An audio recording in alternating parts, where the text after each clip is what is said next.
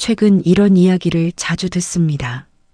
과일은 몸에 좋은 거라서 매일 챙겨 먹었는데 왜 혈당이 오르고 피곤함은 더 심해졌을까요? 많은 분들이 모르는 사실이 하나 있습니다. 과일은 건강식일 수 있지만 나이가 들수록 독이 될 수도 있습니다. 특히 60세 이후부터는 과일 속 당, 즉 과당을 처리하는 능력이 급격히 떨어집니다. 젊을 때는 에너지로 쓰였던 과당이 지금은 지방으로 쌓이고 혈관을 자극하고 혈당을 순간적으로 끌어올립니다. 문제는 이 변화가 느리게 그리고 증상 없이 진행된다는 점입니다. 겉으로는 잘 먹고 잘 지내는 것 같지만 혈관 안에서는 조금씩 손상이 쌓이고 있을 수 있습니다. 당뇨가 갑자기 생기는 것이 아닙니다. 뇌졸중이 한 번에 찾아오는 것도 아닙니다. 작은 식습관이 서서히 매일 조금씩 몸을 바꾸고 있을 뿐입니다. 과일을 겁내자는 이야기가 아닙니다. 오히려 그 반대입니다. 과일을 몸이 받아들일 수 있는 방식으로 바꾸는 것이 중요합니다. 근거 없는 유행이나 자극적인 주장 대신 신체 변화와 대사 과정을 바탕으로 한 실제 건강관리법을 말씀드리겠습니다. 지금 구독과 좋아요 버튼을 눌러주세요.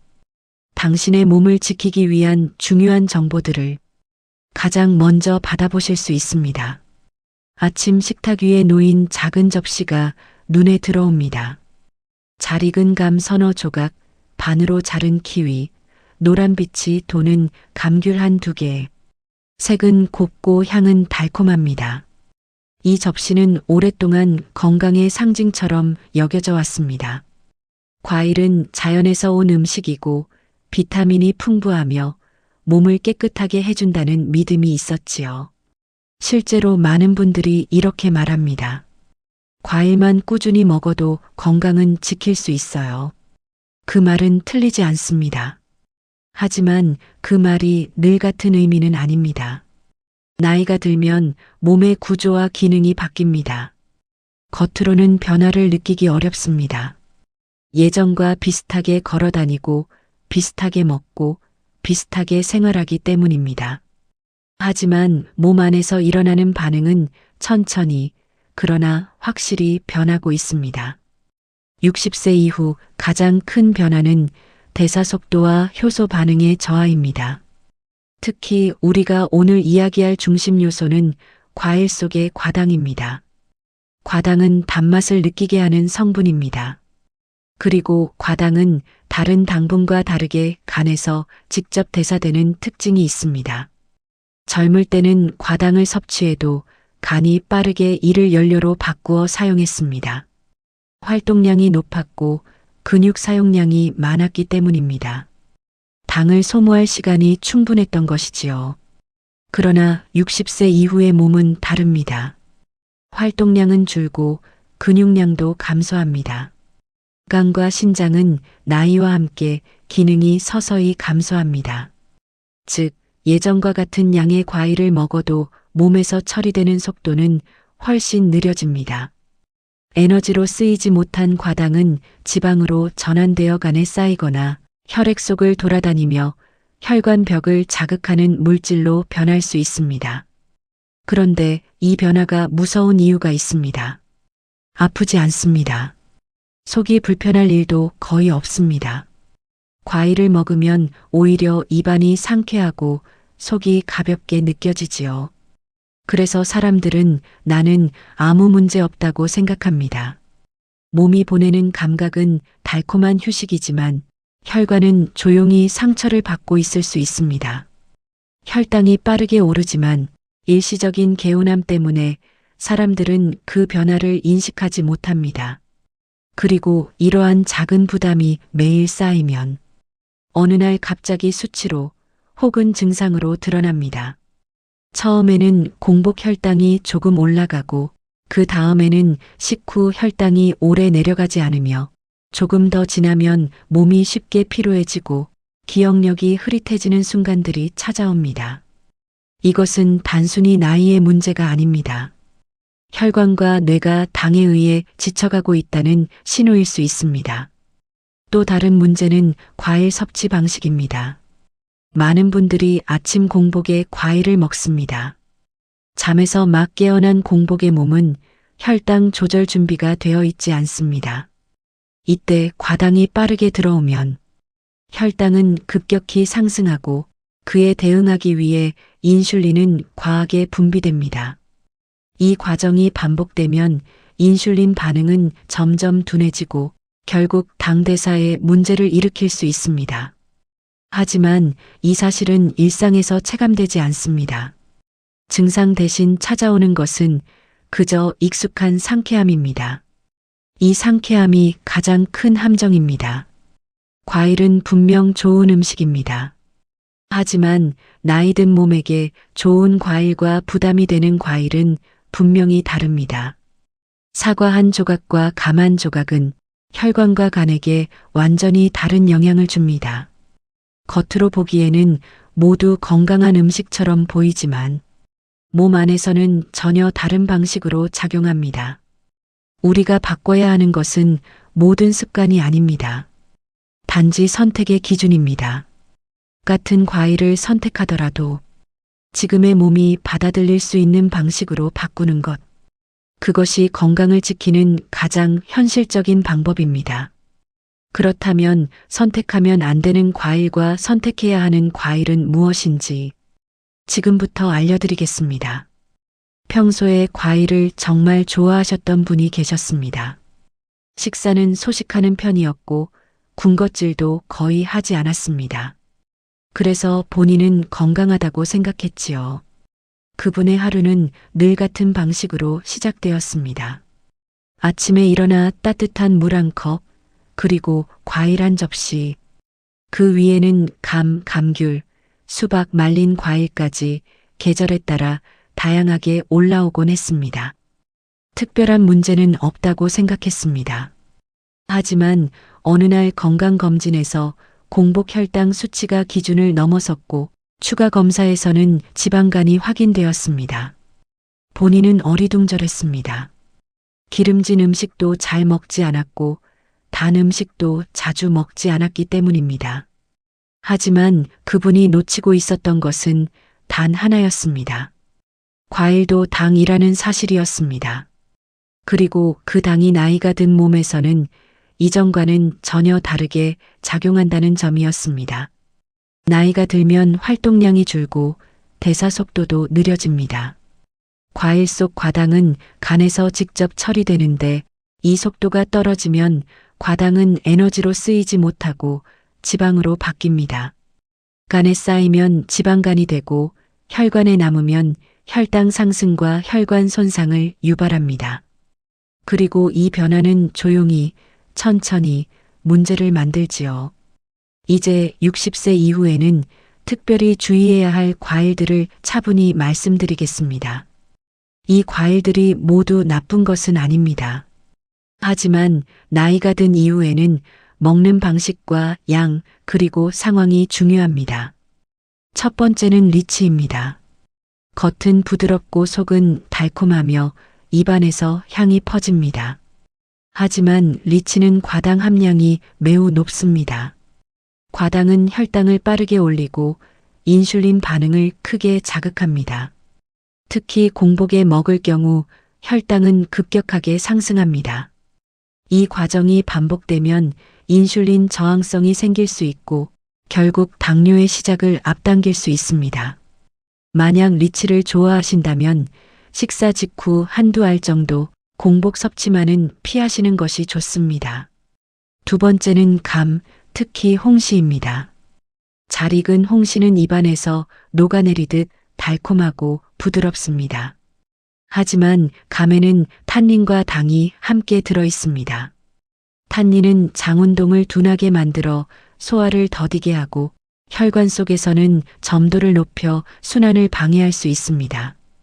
특히 변비가 자주 생기는 분, 혈관이 약해진 분이라면 감은 피하는 것이 좋습니다. 부득이하게 드신다면 아주 소량 식사 후에 드시는 편이 부담이 덜합니다. 세 번째는 수박입니다.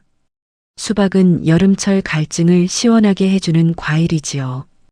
하지만 수박의 혈당 지수는 매우 높습니다.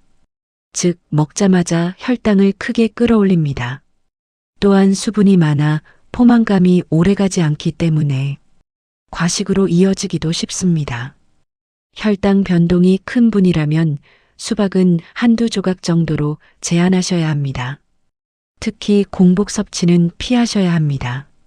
네 번째는 감귤과 한라봉 같은 과일입니다. 겨울철에는 입이 심심할 때 하나씩 까먹기 좋습니다. 하지만 문제는 많이 먹게 된다는 점입니다. 조금씩 자주 먹는 습관이 생기기 쉬워 과당 섭취량이 눈에 띄지 않게 쌓입니다. 이렇게 축적된 과당은 간에 지방을 만들고 복부 비만으로 이어질 수 있습니다. 감귤류는 하루 한두 개 정도가 적당합니다. 다섯 번째는 말린 과일입니다. 말린 과일은 과일에서 수분만 제거하고 당은 그대로 남긴 상태입니다. 이 과정에서 당의 농도는 4배에서 8배까지 높아집니다. 같은 양을 먹었는데도 혈당에는 훨씬 큰 자극을 줄 수 있습니다. 말린 과일은 달콤하고 휴대하기 편해서 자주 손이 갑니다. 하지만 60세 이후에는 가능한 한 피하거나 아주 소량을 견과류와 함께 섭취하는 것이 좋습니다. 이 과일들을 완전히 끊으라는 이야기는 아닙니다. 중요한 것은 양을 줄이고 공복 섭취를 피하고 식사 후로 미루는 것입니다. 그리고 과일을 습관처럼 먹는 것이 아니라 몸의 상태와 필요에 따라 조절하는 것입니다. 과일이 건강을 해칠 수 있다는 사실은 오래된 상식과 다르기 때문에 처음에는 낯설게 느껴지실 수 있습니다. 하지만 몸은 분명히 변했고 지금 이 순간에도 변화는 계속되고 있습니다. 이제는 그 변화에 맞는 선택이 필요합니다. 그렇다면 반대로 나이가 들수록 몸을 지켜주는 과일은 무엇일까요? 혈관을 편안하게 하고 뇌를 맑게 해주며 피로를 덜어주는 과일들에 대해 말씀드리겠습니다. 과일을 무조건 피해야 하는 것은 아닙니다. 과일은 여전히 우리 몸에 귀중한 영양을 제공합니다. 다만 어떤 과일을 어떤 방식으로 먹느냐가 중요할 뿐입니다. 앞서 말씀드렸던 위험한 과일들은 나이가 든 몸에서 과당 처리에 부담을 주는 과일이었습니다. 그러나 반대로 과당이 비교적 적고 혈관에 도움이 되며 뇌신경과 기억력 유지에도 좋은 과일들이 있습니다. 이 과일들은 같은 한 조각이라도 몸에 들어가 작용하는 구조가 완전히 다릅니다. 그 첫 번째로 블랙베리입니다. 블랙베리는 뇌와 기억력을 지키는데 도움이 되는 대표적인 과일입니다. 겉은 작고 단단해 보이지만 안에는 뇌신경을 보호하는 항산화 물질이 농축되어 있습니다. 특히 안토시아닌은 뇌세포를 손상으로부터 보호하는 작용을 합니다. 나이가 들수록 기억력이 흐릿해지고 집중력이 저하되는 것은 뇌 속의 신경세포가 서서히 손상되기 때문입니다. 블랙베리를 꾸준히 섭취하면 이 손상의 속도가 늦춰질 수 있습니다. 블랙베리는 생과도 좋지만 냉동 상태로 보관해도 영양 손실이 거의 없습니다. 아침 식사 후에 한 줌 정도 드시는 것이 부담을 줄이는 방법입니다. 두 번째는 그린 키위입니다. 키위는 장 환경을 부드럽게 정돈해 줍니다. 특히 그린 키위에는 식이섬유와 유산균의 먹이가 되는 성분이 풍부합니다. 60세 이후 장 운동이 느려지거나 변비가 잦아지는 경우가 많지요. 그럴 때 키위 한 개는 자연스럽게 장의 흐름을 회복시키는 데 도움이 됩니다. 또한 키위는 혈중 콜레스테롤 수치를 낮추는 데에도 도움이 됩니다. 가능하다면 껍질을 깨끗이 씻어 껍질째 섭취하는 것이 가장 이상적입니다. 껍질에 항산화 성분이 더 많이 들어있기 때문입니다. 세 번째는 딸기입니다. 딸기는 혈당 지수가 과일 중에서 비교적 낮습니다. 단맛이 있지만 혈당을 급격하게 올리지 않습니다. 또한 딸기 속 폴리페놀과 비타민 C는 혈관 벽을 손상으로부터 보호합니다. 혈관은 아주 작은 손상이 반복될 때 약해지고 두꺼워집니다. 딸기는 이 손상의 빈도를 낮춰줍니다. 식사 직후 디저트처럼 소량 섭취하는 방식이 가장 안정적입니다. 네 번째는 자두입니다. 자두는 혈액의 점도를 낮추고 혈관 속 흐름을 원활하게 유지하는 데 도움이 됩니다. 나이가 들수록 혈액은 점점 끈적해지는 경향이 있고 이 변화를 방치하면 고혈압이나 심혈관 질환 위험이 높아질 수 있습니다. 자두를 식사와 식사 사이에 한두 개 섭취하면 부담 없이 혈관 환경 개선에 도움을 줄 수 있습니다. 너무 늦은 밤에 먹는 것은 소화를 늦추니 피하시는 것이 좋습니다. 다섯 번째는 파파야입니다. 파파야에는 파파인이라는 소화 효소가 들어 있습니다. 위에 부담이 느껴지고 소화 시간이 길어질 때 파파야는 속을 편안하게 해줍니다. 위장 기능이 약해지는 시기에는 소화가 잘 되는 음식이 몸 전체의 피로를 낮추는데 도움이 됩니다. 파파야는 식사 직후 소량 섭취하면 부담 없이 속을 부드럽게 풀어줍니다. 블랙베리, 그린 키위, 딸기, 자두, 파파야. 이 5가지 과일의 공통점은 분명합니다. 거친 자극 대신 몸을 천천히 도와주는 과일이라는 점입니다. 혈당을 급격하게 올리지 않고 혈관과 소화기 그리고 뇌에 부드럽게 작용합니다. 과일은 입이 결정하는 음식이 아니라 혈관이 선택해야 하는 음식입니다. 그리고 나이가 들수록 입보다 혈관을 먼저 생각하는 것이 건강을 지키는 길입니다. 과일을 무조건 피해야 한다는 것이 아니라 나에게 맞는 과일을 선택하고 몸이 소화하고 흡수할 수 있는 방식으로 먹는 것이 중요하다는 점입니다. 우리는 나이를 먹어가면서 음식을 선택하는 기준도 함께 변화해야 합니다. 예전에는 입맛과 기호가 기준이었다면 지금은 몸의 속도와 혈관의 상태가 기준이 되어야 합니다. 몸은 늘 신호를 보내고 있습니다. 속이 편안한지, 피로가 줄어드는지, 아침이 가벼운지, 수면이 깊어지는지, 과일을 먹고 난 뒤의 느낌 또한 중요한 기준이 됩니다. 만약 과일을 먹고 나서 속이 더부룩하거나 쉽게 피로가 오거나 식사 후 졸음이 심하게 온다면 그 과일의 당과 소화 부담이 몸에 맞지 않는 것일 수 있습니다. 반대로 과일을 먹고 나서 속이 부드럽고 몸이 차분해지며 복부가 가볍고 잠이 조금 더 편해진다면 그 과일은 몸이 받아들이기 좋은 과일입니다. 이러한 변화는 아주 작은 감각이지만 몸은 늘 정직하게 반응합니다. 과일을 드실 때 몇 가지 실천 방법을 기억하시면 도움이 됩니다. 우선 과일은 가능한 공복을 피하는 것이 좋습니다. 식사 후 20분에서 40분 사이가 가장 안정적인 시간대입니다.